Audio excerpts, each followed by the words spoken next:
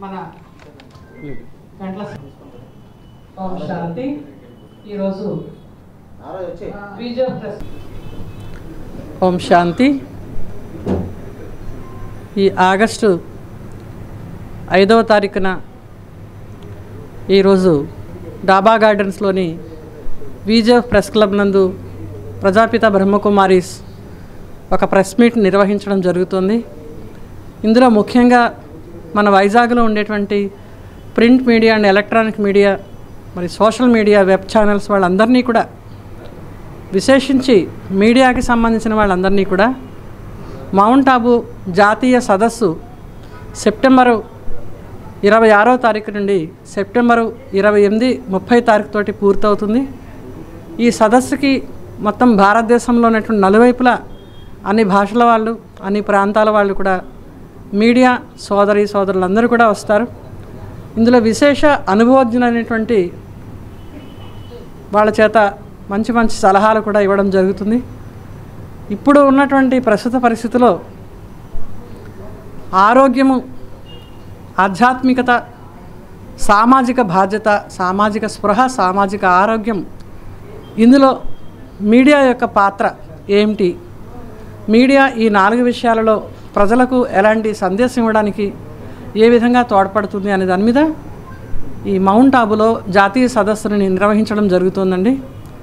మన ఎక్కువ సంఖ్యలో మన వైజాగ్లో ఉండేటువంటి జర్నలిస్టులు సోదరులందరినీ కూడా బ్రహ్మకుమారి ఈశ్వరి విశ్వవిద్యాలయం అందరినీ కూడా రావడానికి ఆహ్వానం పలుకుతూ ఈ ప్రెస్ మీట్ నిర్వహించడం జరుగుతుంది.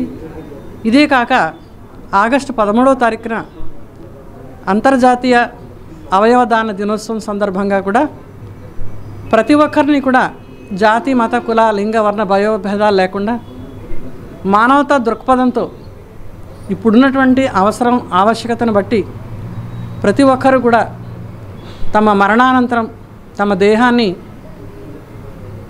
హాస్పిటల్స్ వాళ్ళకి హ్యాండ్ ఓవర్ చేసినట్లయితే అక్కడ మెడికల్ విద్యార్థులు దాన్ని ఉపయోగించుకుని చదువుకోవడమే కాకుండా మరి ఎంతోమంది విగత అవయవాల వాళ్ళకి యాక్సిడెంట్లో ఎంతోమంది తమ అవయవాలు పోగొట్టుకుంటూ ఉంటారు. ప్రస్తుతం భారతదేశంలో మధుమేహ వ్యాధి నెంబర్ 1లో ఉంది. దాని కారణంగా చాలామంది కిడ్నీలు పోగొట్టుకోవడం, వీటి యొక్క అవసరం చాలా ఉంది. అవసరాలు ఉండే వాళ్ళ లిస్ట్ అయితే ఉంది, కానీ దానికన్నా ఎక్కువగా ఆవశ్యకత చాలా ఉంది. దీని కారణంగా అవయవదాన దినోత్సవం గురించి కూడా సందర్భంగా ఒక సందేశం ఇవ్వడం జరుగుతుంది.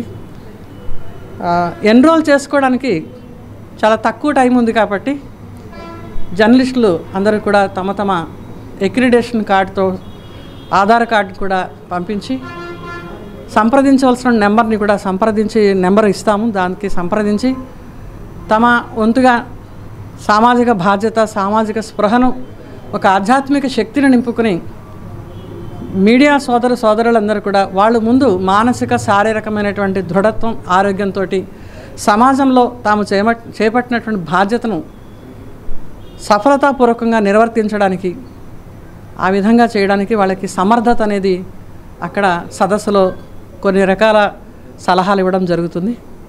ఈ కారణం చేతనే ఈరోజు ప్రెస్ మీట్ నిర్వహించడం జరిగింది.